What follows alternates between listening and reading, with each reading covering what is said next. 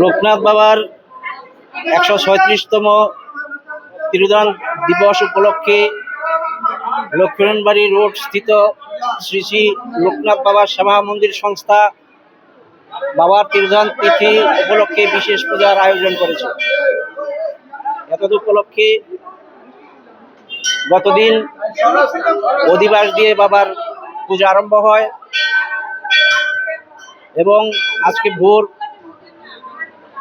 মঙ্গল আরতি হয়,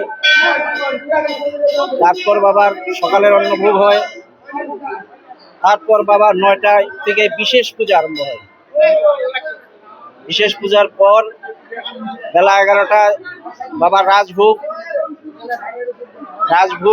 শেষ হওয়ার পর বাবার এই মৃত্যু তিথি উপলক্ষে বেলা 11টা 42 মিনিটে 1 মিনিট নীরবতা পালন করা হবে। তারপর বেলা 1টায় মহাপ্রসাদ বিতরণ হবে। সন্ধ্যা 7 ঘটিকায় বাবার বিশেষ আরতির মাধ্যমে আজকের এই বাবার তিরোধান তিথির পূজার সমাপ্তি ঘোষণা হবে।